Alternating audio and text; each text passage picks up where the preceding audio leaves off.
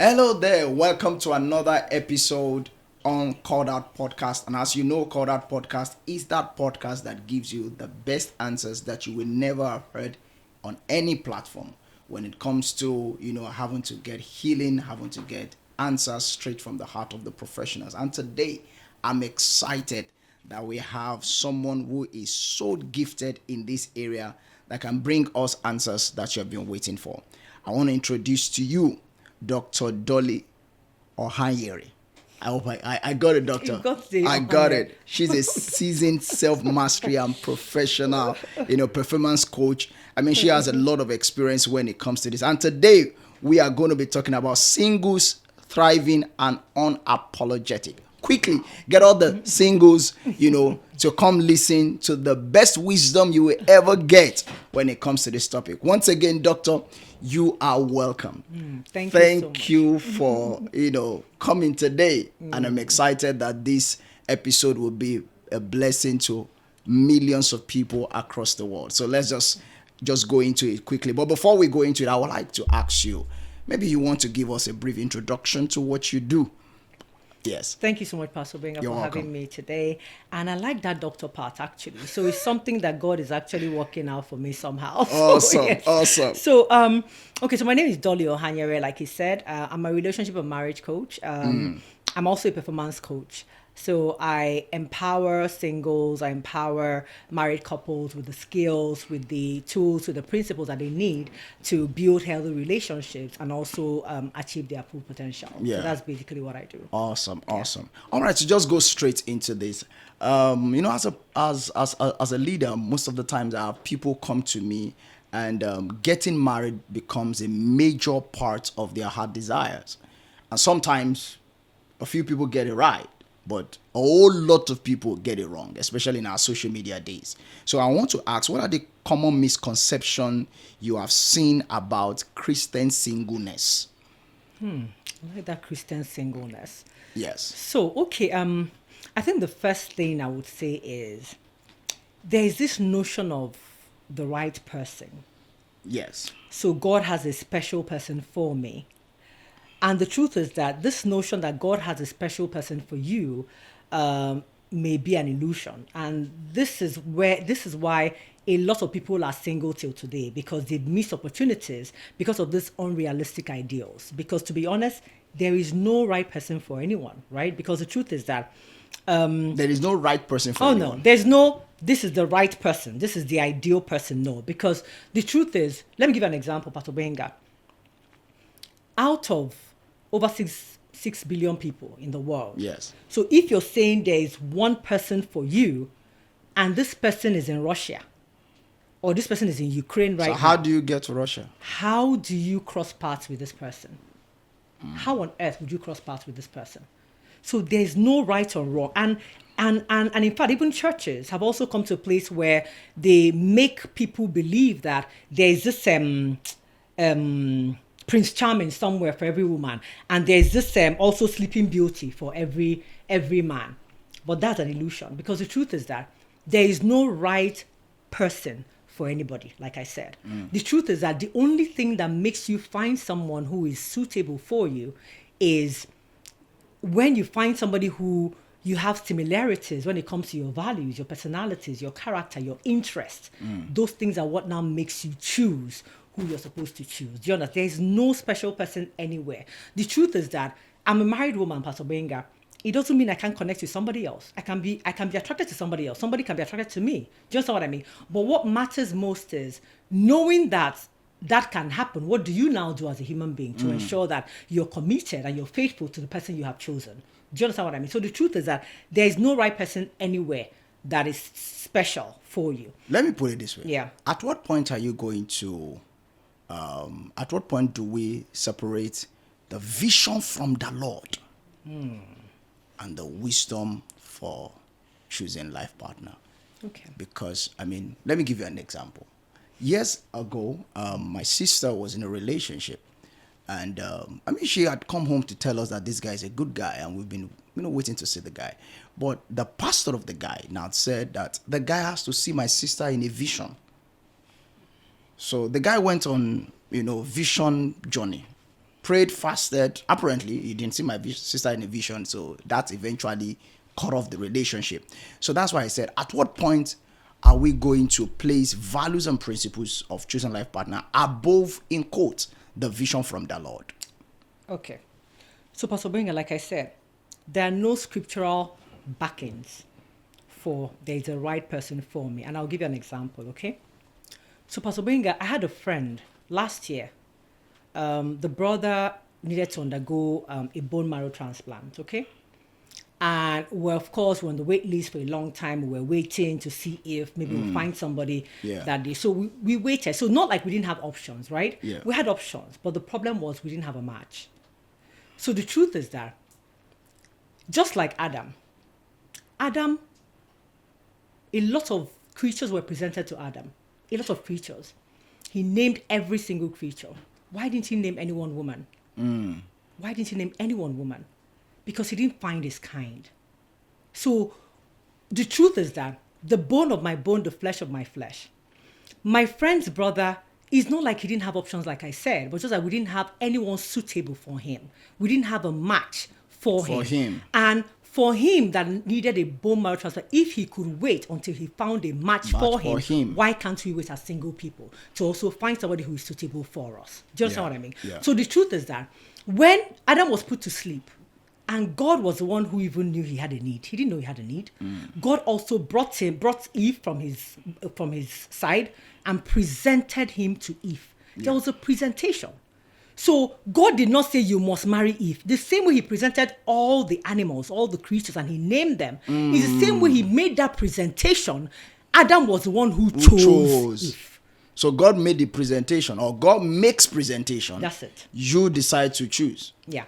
And can we say that you choose based on the level of your intelligence per time? So or the level of your, intelligence, yeah. So for me, that's why I said, you choose based on.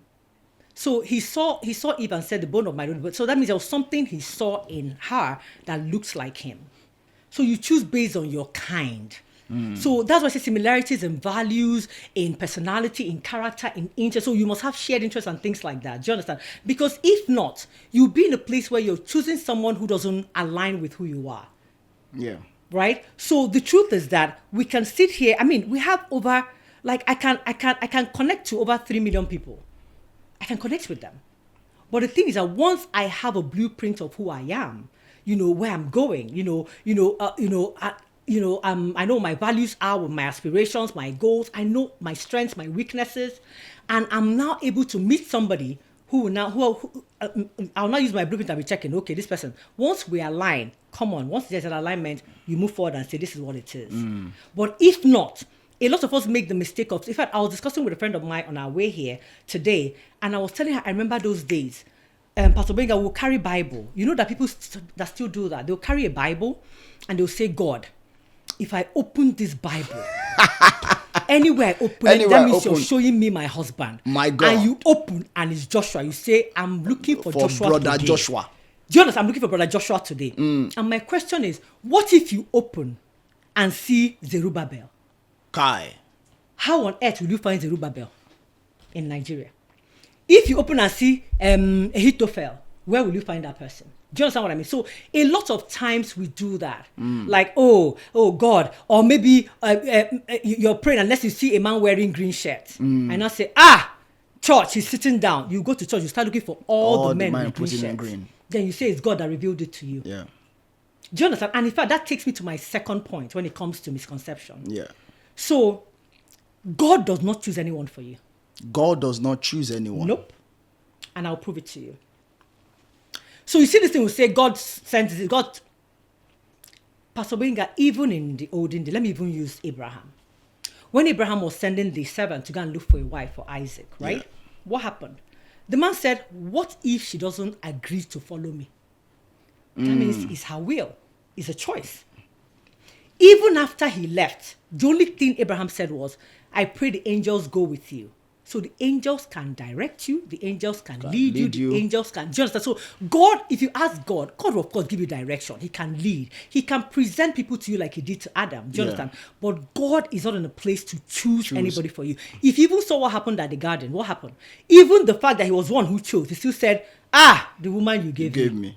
So just imagine if all of us are saying God gave us, that means God will be in trouble by now. Do you understand what I mean? So the truth is that even with the servants choosing, when he even got there and they got to the parents' house, he got the parents' consent. Even with the consent, Pastor Gbenga, they still invited Rebecca to come and be the one to say, do you want them or not? She now said, I want them. So it's always been clear that it's your will. It's a choice. It's your will. It's who you choose based on, okay, this is, and even when they took her, went and Isaac saw her, Isaac didn't say, Isaac, this is the wife we married for you. No. Isaac was one that said, and took her in. Yeah. Good. So it's a matter of choice. It's a matter of choice. Any day, anytime. So God doesn't choose any spouse for anyone, because that way God is taking, there are 3 characteristics of God that we know. Number 1, God is a creator. God is someone who has a will. God is someone who is all-knowing. And we were created in his image and likeness. So why would God take away my will? God doesn't take, and that's why God doesn't force you to serve him. God doesn't force you must be born again. No, he leaves you.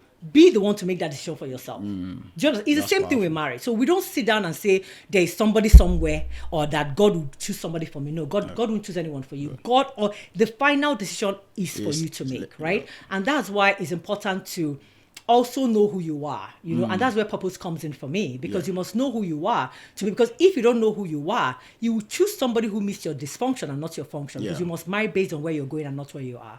It's as simple as that.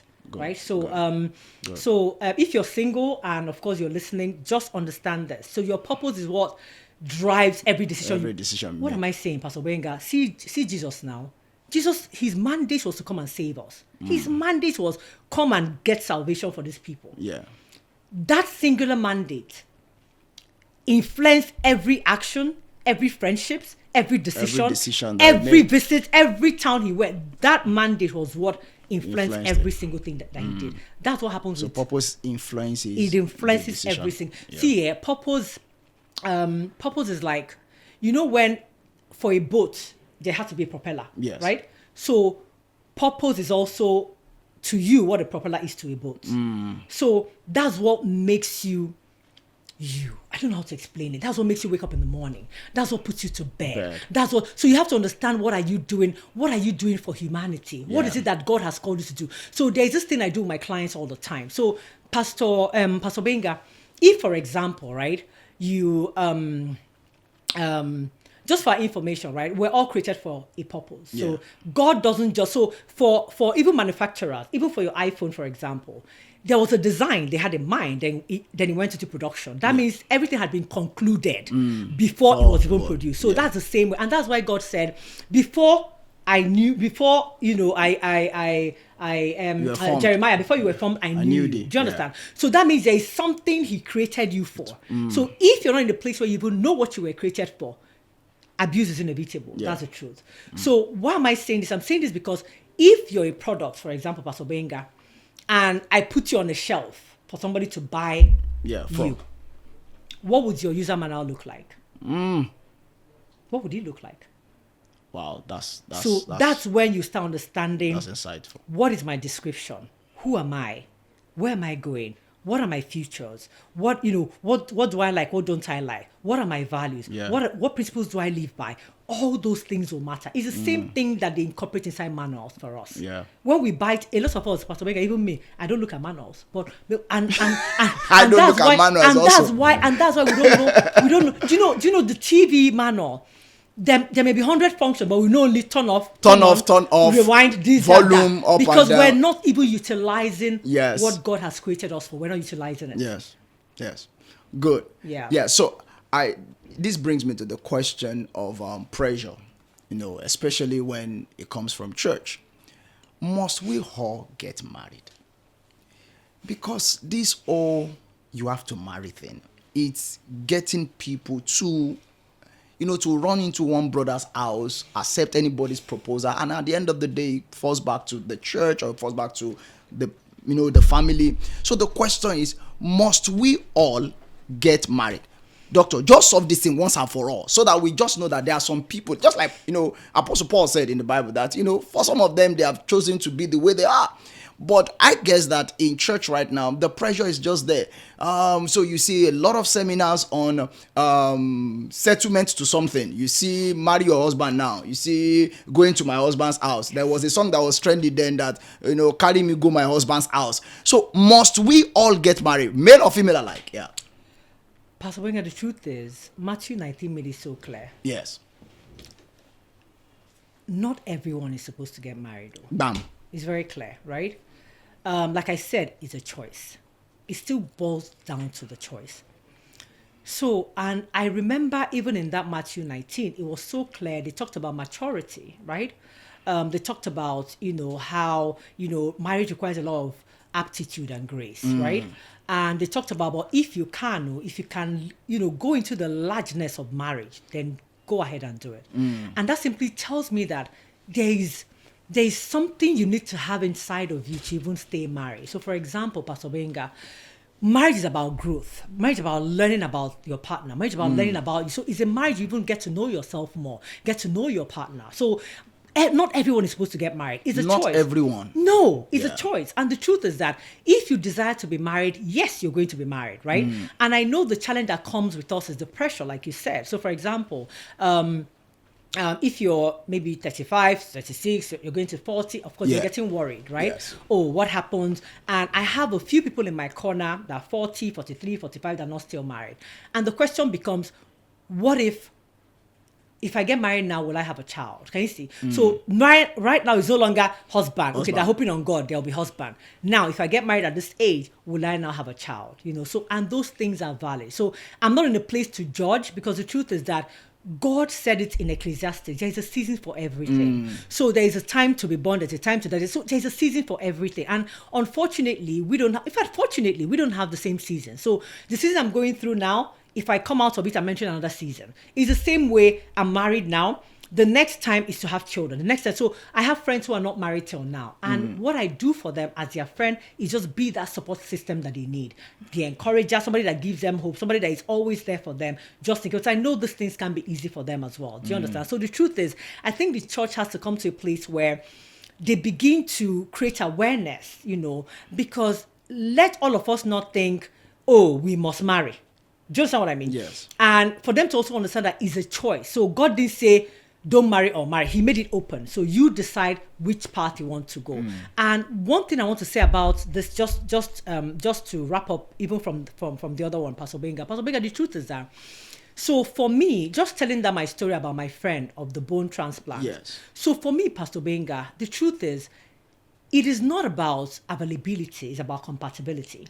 It is not about availability. Yes, so because you have options. But the thing is that who you're choosing, are you compatible with this person when it comes to who you are? Like I said, your values, your character. So because those things are important, Pastor Gbenga, because these kinds of cultural pressure, can make you go and say, you know what, I'm 40, let me just go and choose anything and go and marry. Yes. Even for the men and for the women. And that's why we have a lot of divorces going on right now. Because the truth is, I've asked, there was this group. So my friend had asked, there were about 20 women, and she has said, if you're here and in your next world, you choose the person you're with now, raise your hand. Nobody raised their hand. What? Nobody.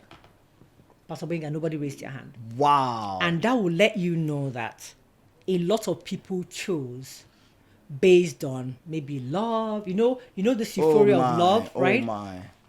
A lot of people chose based on that. And I tell people all the time, when you get to the altar, what you come to the altar with is filial love and eros love. Agape love is built inside marriage, and it's built through the challenges you face. It's built through, the process, you go through and things like that, right? So none of us goes to the altar and says, I have unconditional love for this person. No, wow. It is built inside marriage. So if we can just come to a place where we develop that sense of patience, understanding, and I'm not saying that for us to tolerate abuse, abuse in marriage, because we feel we have to be patient and resilient and kind, but the truth is that we have to also come to the place where we tell ourselves the truth, that marriage is work. It requires a lot of Marriage is work. Yes, marriage is work. It requires a lot of intentionality. So if you don't wake up and just say there's an exam, and you sit down and you don't read for your exam. No. You don't stay and say you want to get promoted and you don't do things to get promoted. So why is it marriage that people just think you can wake up in the morning and just slip into it and just say, let's walk into this marriage journey? Do you understand what I mean? So it takes a lot. It takes a lot of work. I think to make the pressure is very high, both religious, from church, even from home. So how do we help the church to be able to celebrate those who are single and those who are married? Because it just seems to be like the married ones have this acceptance, from church. And when you're already turning a particular age, they just begin to see you in a particular way. So how do we as believers, as Christians, celebrate both the single, matured single, and also the married? Okay, so Pastor Gbenga, first of all, I think knowledge is very important here. And the Bible also made it clear, right? Because lack of knowledge, that's why we perish, right? So I think churches should begin to create awareness when it comes to this. And Pastor Gbenga, is that same Bible now that it was said that as a single person, you're even the one that serves God more as a single person. Yeah. So singleness is a gift. It's not a curse. A lot of people say, I want to marry because I'm lonely. And I tell them, loneliness does not take away if you're lonely as a single person, you'll be lonely as a married person. Because the truth is, Adam was alone, but he wasn't lonely. Yeah. Why? Because he was living in purpose. He was living in fulfillment of his purpose. So if we can shift our mind from this marriage, and just concentrate on us. Like I tell people all the time, be who you desire to have. It's very important. If you're saying you want to marry, are you ready emotionally, physically, mentally, spiritually? Do you understand what I mean? Yeah. All those things are important if you want to be in a place where you want to get married. So I think for me, once you pull out some scriptures in the Bible that can empower single people, for them to know that, listen, being single is not a crime. After all, Jesus didn't marry now. Apostle Paul didn't marry, do you understand? But they still fulfill purpose. So I think we should just try and create that environment where we shift their focus from that waiting for marriage, to a place of living in fulfillment of your purpose. Because like I said earlier, purpose is everything. Purpose is everything. Like when you're living your purpose, you don't even see it. It's hard for you to sit down and be thinking, hey, this man, hey, this woman, even people in marriage. Because singleness has its own purpose. Marriage has its own purpose. So if we can bring scriptures like this to now back up with maybe seminars, teachings, just to encourage them. Because for me, this is not the time to say, must you marry? Must you marry? No, I want to marry. And since I'm not getting married, there's pressure. What do I do? And Pastor Gbenga, let me just say this as well. So Pastor Gbenga, I have friends, like I said, who are mature singles, right? And I think one thing I would encourage single people to do when it comes to this waiting is just to be in a place where they have an open mindset, right? Because the truth is that it's not by force. Like, you can't force somebody to marry you. Yeah. There will still be somebody who will see you and say, I want you. You won't be the one to go to the person. Yeah. So just having this understanding that it's not in my power to do the choosing. Can you see? If somebody comes to me or is presented to me, then I have a choice. I can say, okay, let me be with this person. But until that happens, what will I be doing whilst waiting for this person to show up? And that's where knowing who you are is important, and where so that once you have a great support system. For example, you have mentors, spiritual authorities, you have friends that that are also living on your path. Like I said, there's kingdom of darkness, there's kingdom of light. So you can't say you want to be, for example, sexually pure and you're with people who are having sex. Do you understand what I mean? And there's no condemnation here. I'm just saying, if you want to have those people as accountability partner, you're going to end up doing what they're doing. Do you get? So when it comes to that, I will say, so I have a friend who is always saying, oh, I'm celibate, and I said, oh, it's good. She said, one day, in fact, that's what made me go and start understanding the difference between sexual purity and celibacy. So there's a difference between sexual purity. Oh, absolutely. So Doctor, wait. Let's Doctor, wait. Okay. I mean, what I know about that is the fact that they are the same. Okay. I'm celibate. Yes, people say I've been celibate for a couple of years. Thank you. And some people say I've been sexually pure for a couple of years. Yes. So what do you think the difference is? So the difference is, So I can choose to be celibate. Okay. But once I find somebody that I like, I can have sex.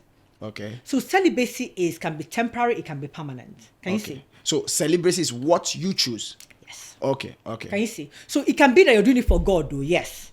Do you understand? You see, so that's the thing, because they'll tell you. But the thing, the trick now is that, if I find somebody, it doesn't mean I won't have sex. Can you see? Oh, I get you. Can you see what I mean? Yeah. But for sexual purity, it's strictly a lifestyle for you. So whether I have somebody or I don't have somebody, I'm going to stay sexually pure. Okay. So I'm not going to have sex with anyone. Okay. Do you understand? Okay. So whether I'm put under pressure, whether I had a client who, for example, he met someone, right? And or rather she met someone, and the guy, of course, we have to have sex. And she now said, I can't. Like, it's against my, who I am, my spiritual values. And he says, okay, so how will he know? And I said, so if you don't drive this car, that means there's no. The girl walked away. I have a friend who is 42 right now, or 43, and she met somebody, and of course we thought she was going to lead to marriage. And this girl I'm talking about is a virgin at 43. At 43? Yes. You need to say that so again. That's sexual purity. Doctor, Can you see what I mean? Doctor, wait. Yes. You need to say that again. Because yes. in the world where we live. Oh, it's hard. I know. To find someone like that. Yes. Absolutely. So, that would better another question. Yeah. Which is, how do we survive sexual temptation as single? You understand? The temptation is high. I know. The pressure is wa. You understand? If there's something like that. I know. Let me just quickly digress into that, because you made mention 42 is huge. Yes. Because I counsel people from 18, 19. Yes. I was talking to a lady, she was maybe 19, as at that time she had maybe like 6 boyfriends. And of course the 6 were not, they were 40 something year old men. So she was even telling me I can't date my mates. You understand? So how would someone stay till that time? What is the structure around it? So that's the point. I like the fact that he says structure. So this lady is, so let me start from what happened that now made her know that, you know what, I'm going to remain like this. And it's possible. I need people to know that it's possible. Pastor Gbenga, I said, I didn't say I heard a story outside. Oh my. This is my friend. Oh wow. So the truth is that she now met somebody and we're excited. And the next thing, it came down to sex again. And she was like, not again. And this girl is intelligent, she's smart, she serves God, she's loving, she's kind. And you're throwing all that away because this person didn't have sex with you. And this girl walked away. So tell me the kind of pressure that she hasn't seen that still made her walk away. Wow. And she's still not married till now, as I speak to you. Wow. So, Pastor Gbenga, what I say to my clients all the time is, everything is created twice. It's created in your mind first, then it's created in the physical. Yes. So, and that's why the Bible talks about lust, not by having sex, but just by looking. Yeah. There's already lust involved. Can you see? So, what lust is in your mind. So you've already committed sin in your mind. The sex has happened in your mind already. Yeah. It's just remaining for it to happen in the physical. So some people will say that they're celibate, meanwhile they're watching pornography. Can you see? They're masturbating. They're doing things like that. Meanwhile, they also claim that they're sexually pure. Do you understand what I mean? So I think for me is to create a space for those people to open up. Because Pastor Gbenga, whether we like it or not, we're human beings. Yes. We're created like this. Yes. We're created to be sexually aroused. We're created like this. That's how our God created us. Yes. So when that happens as a single person, and I go to meet my pastor, and my pastor says, hey, God forbid, hey, will I come back to my pastor? Exactly. I won't come back to my pastor. I'm just going to walk away and go to another church. Or I won't even enter any church. Go to church again. at all. And this is what has taken a lot of people away from church. Exactly. That's my pain. Yes. So I think for us as Christians, what I will encourage us to do more is understand where this person is coming from. Let's first understand where this person is coming from. Pastor Gbenga, like I said, we're not God. We don't know the measurement tools. You know, we might all go to that heaven and go to the door and God will say, I don't know you. We don't know. So what I know God wants us to do, according to Galatians 6, is to be in a position where we try to restore people back to Him. So what systems will the church create to now bring such people to say, let me help you. Let's get accountability partners for you. Let's create a support system for you. Do you understand? Let's teach you with the word so that at least when you're doing that, enter a ministry, enter what they call these things in churches, like groups. Do you Yeah. understand? That will help you. People that are like you, that will encourage each other and things like that. And that's what I do for this, my friend. Whenever I'm going anywhere, if she's available, I'll say, let's go. Because it can be easy for them as well. Particularly, even for those that have had sex before, Pastor Gbenga. In fact, people that are virgins are even saying, okay, we've not even tasted it. People that have tasted it are now giving their lives to Christ. Wow. Now, Yeah. this begs more questions. 2 questions now. The first one is, someone will always put it this way: why do good people attract bad boys, and bad ladies, in quotes, attract the good guys? The reason why I said so is there's a Christian lady will come and say, you know what, I've kept all myself all my life, and this and this and that, and look at my friend, we're on campus together, the person did this, she had done this, she had aborted this, but she's, she has this guy. So how do, what is that dynamics? Is really. And then the second one will be that bad boys get church girls don't want church guys. You understand? I mean, I'm a pastor, so I have church ladies come to me and say, Pastor, I can't date our men. Why? You understand? Why? Exactly. Why? Yeah. So the men too are there, and they said, I just don't feel her. You understand? So the first one is, why do good ladies get to attract bad guys, and why do bad ladies get the good guys meant for the good ladies? Then the second one is, in church, why do our sisters don't want to date our brothers, and sometimes our brothers don't want to date our sisters? Okay, so that's a very interesting question, because the truth is, Pastor Gbenga, what does bad mean? What does good mean? Okay, let me give you an example. Yeah. So there's this young lady. She has a good job. She's a Christian. She goes to church, and there's a guy. He clubs, he smokes, drinks, do all those things, and for a very funny reason, those are the people that comes to her. Those are the people that come to her. You understand? So the people in church do not come. The so-called brothers and everything, maybe they were intimidated by the fact that she has a ride, she's knowledgeable, and all those things. But you know how our brothers in the other world, even if you drive Range Rover, they will still come and give you their games. Absolutely. You understand? Absolutely. But our brothers within when they see you do some major things, they just say, oh no, she's too high and all those things. So I think that for her, that's the peculiarity. The fact that guys, they break the protocol to come to her. They don't care whether you are the MD CEO of an organization, but within the church where you expect our Christian brothers to come, they just don't come, or they feel intimidated, and it occurs over and over like that. Yes. Okay, so first of all, I want to address it in this way, okay? So first of all, for me as an individual, if somebody meets me, for example, right? Yeah. How do this person know whether I'm good or bad? That's number one, right? There's something about our church. And don't forget, church is not the building. It's about the individuals there, right? Yes. So what is it about us that our congregants are saying, please, if it's our church, no, and they're going outside? What is it about our church? So we also need to go and ask ourselves questions, what's happening with the church, right? And the second thing I will say about this is, if, for example, the good girls are attracting the bad boys, I think there's something going on here. So I know we mentioned something about belief system earlier. So Pastor Gbenga, if, for example, I grew up, in a certain way, for example, right? My beliefs already formed based on where I'm coming from, right? And let me assume I say I'm a bad chick, right? And I now go to church, and for me, I'm a bad chick, right?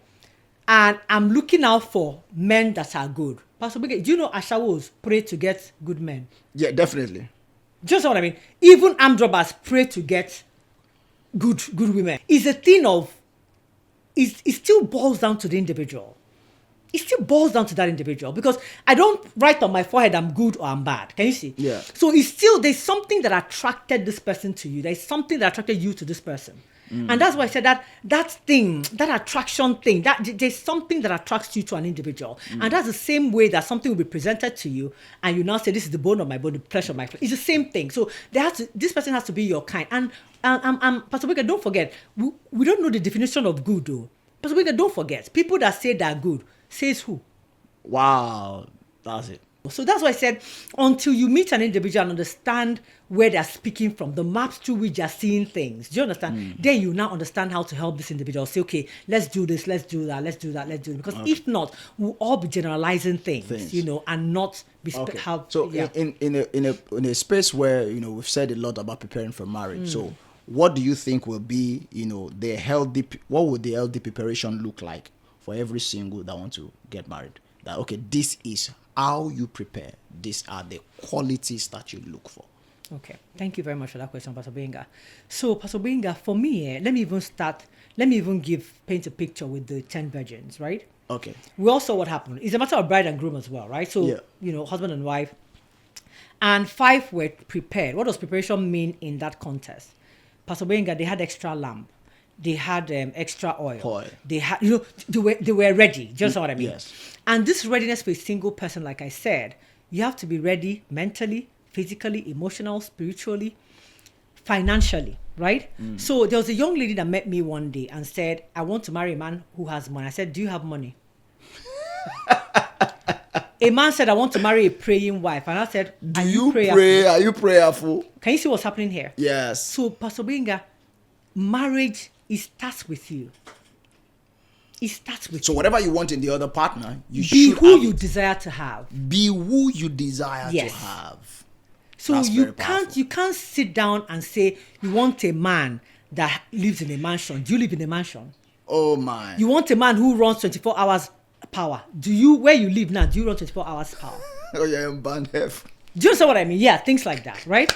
So you have to be in a place where you're prepared in this area, then you're now empowered to make that move. Okay? So healthy preparation for me, Pastor Gbenga, is being in a place where you're knowledgeable about marriage.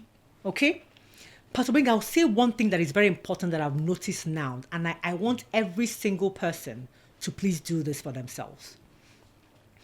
Pastor Gbenga, from the point we were born, all of us were born innocent. All of us were born innocent. Yeah. But from the minute after we came out from our parents, our mother's womb, we became victims of life.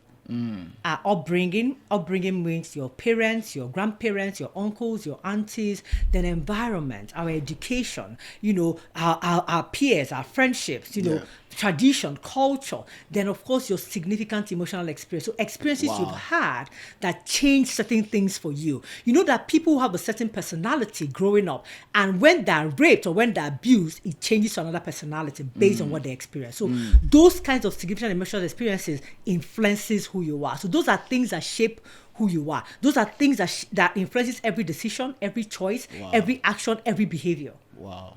So if we can go back to the base and say, I want to understand I want to understand how I was shaped, what has been poured into, because a lot of things have been poured into us without us even knowing it. So if you don't know that these things are inside of you, how do you begin to audit them? Wow. So we need to go back to the foundation. We go to the roots. So once you go to the roots and understand how you were formed, how you were shaped, why you think the way you do, why somebody will say something to you and you think they insulted you, why somebody will say, oh, do this, you say, why would she tell me that? Those things are coming from somewhere. If we can all go back and do this exercise and find out how were we shaped, it will really help us, because the truth, and these are things, so I tell people all the time, we've all been programmed. So programming means this is the way things should be. This is the way things should be. Says who, Pastor Gbenga? Wow. So the truth is that if we don't come to a place where we begin to uninstall the softwares one by one through having a paradigm shift, do you understand what I mean? Yes. Then nothing is going to change for us. And because I always say these things, it starts with you. Pastor Gbenga, the mistake we made in our time, or even now, is we keep pointing finger at the other person, at our partner. Yeah. But what about you? What did you see growing up? What happened in your environment? What experiences did you have that shaped or turned your mindset? Yeah. To bring this to an end, I mean, you made mention of something very important. So I would want to ask, at what point would a hurting single person decide to go back to test relationship again?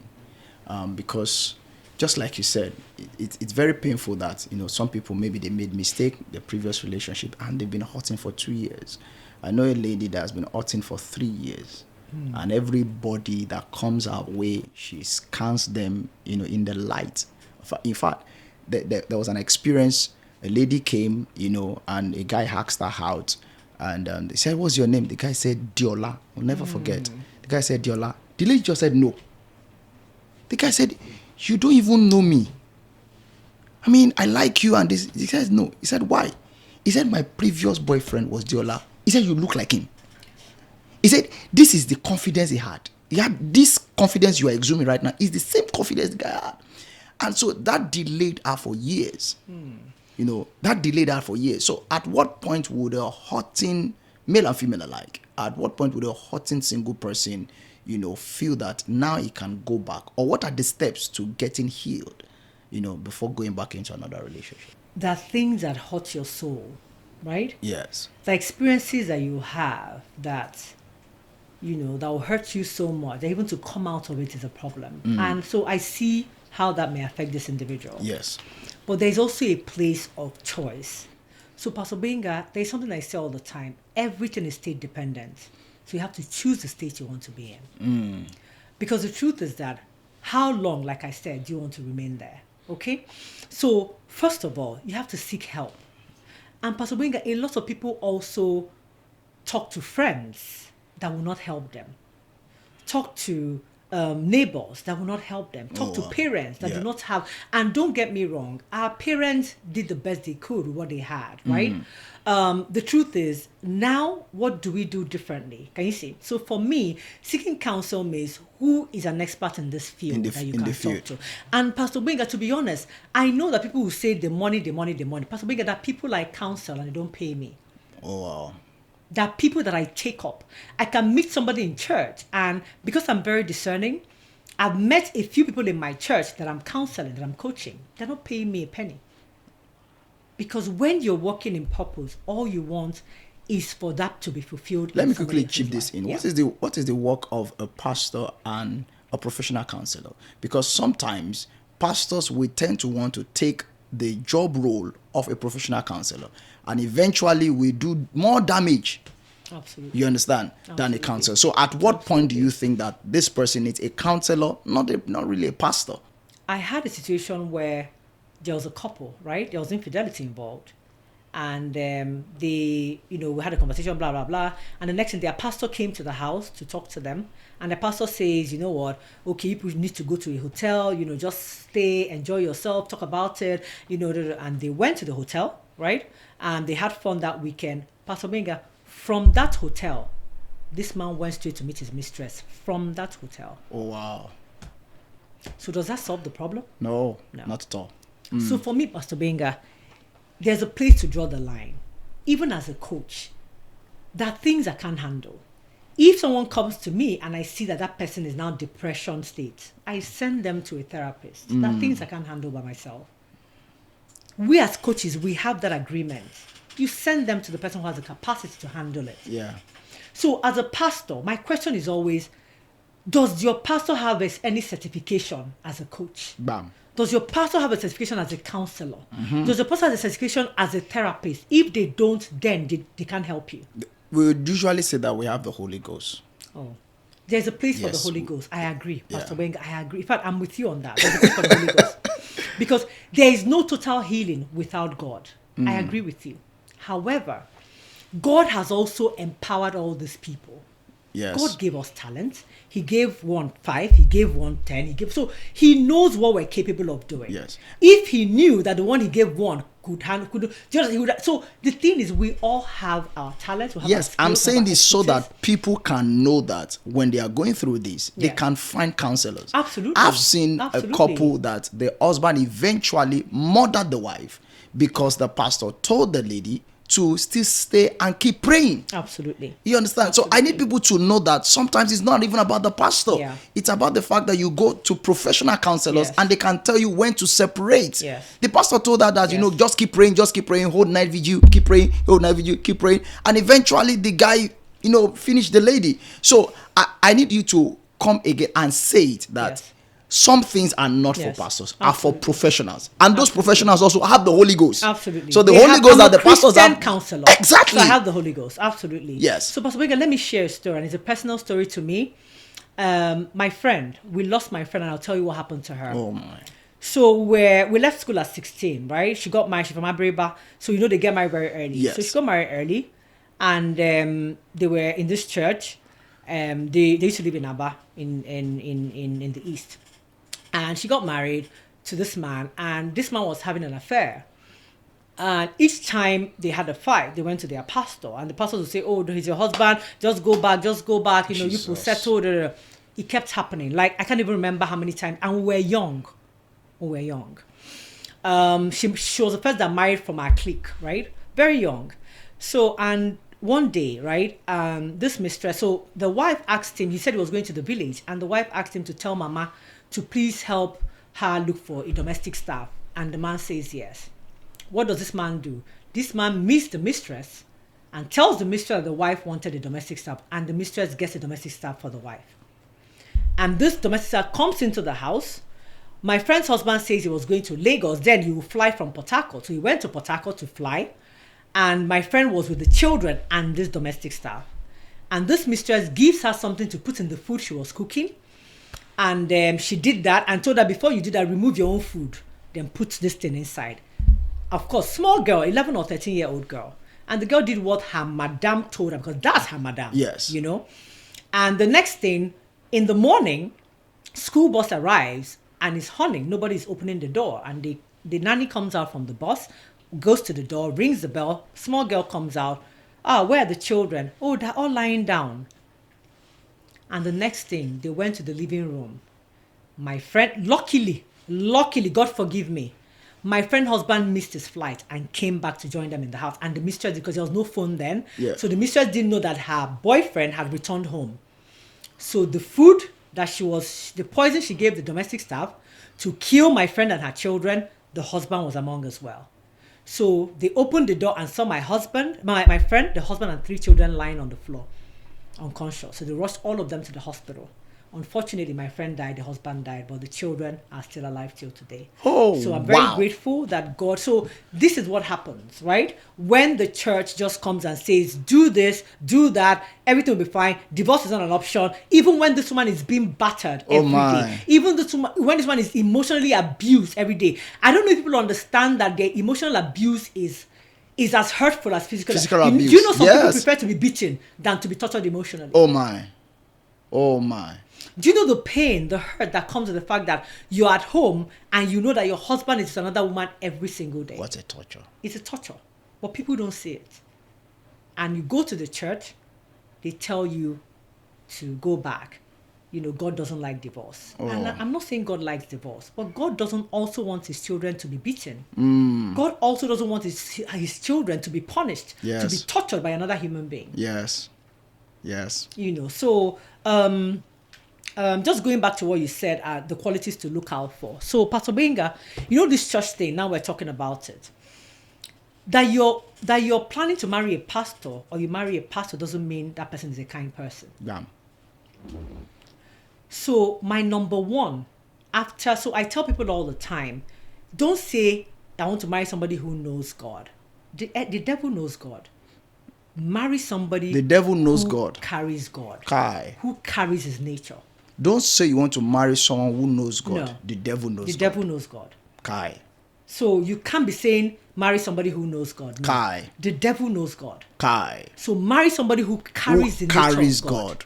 Who carries the nature of God. Absolutely. Ooh, and that's why powerful. Galatians 5, where it talks about fruits of the Spirit, is very important. So like I said to someone recently, I said, kindness. You see kindness, Pastor Gbenga, is something that every human being, both man and woman, should look out for in your life partner. Because somebody that is kind will not want to see you in pain, will not want to see you hurting, will not want to hurt you. Because they're thinking, what if I'm the one in this person's shoes? How would I feel? Wow. Kindness. Yes. Kindness is a very important thing to look out for. And don't be carried away by people giving things to people and you think it's kindness. There's some people who give but are not kind. They give because they lack validation. They lack validation growing up. So now they like to give so that people can say, oh, you're this, you're this. That's who they are. That's who they've become. So based on where they're gifts coming from. are not show of kindness. Do not equate giving for kindness. No. Wow. So when you stay with somebody, you will know if this person is kind. Pastor Gbenga, the truth is you have to treat others how you want to be treated. If you're treating somebody like a piece of shit and you're demanding respect from this person, you want to be treated as a royalty, meanwhile you're maltreating somebody else. Wow. That is not kindness. Wow. So please, kindness is an important, oh my goodness, attribute to look out for in a life partner. Oh, wow. Somebody who has empathy, somebody who can really put himself or herself in your shoes to feel what you feel is important as well, right? Oh, wow. Somebody who has a good moral compass. Good moral compass. Yes, absolutely. Because the truth is, if you don't have that, there's nothing you're doing for the person. So apart from somebody who carries God, please, these things are very key. Because Pastor Gbenga, marriage is work, all right? So you have to put in the best that you can into it to make it work. Yeah. Marriage is work. I remember someone once told me that what works is being worked at. Yes. Whatever you say, Yes, and that's very powerful. We are excited that this episode will greatly and has greatly blessed you. Once again, Doctor, thank you so much for coming. These are insightful and powerful, points there. I'm looking forward to getting your feedback here on Called Out Podcast. Please join us again for our next episode. God bless you. Have a lovely day. Bye.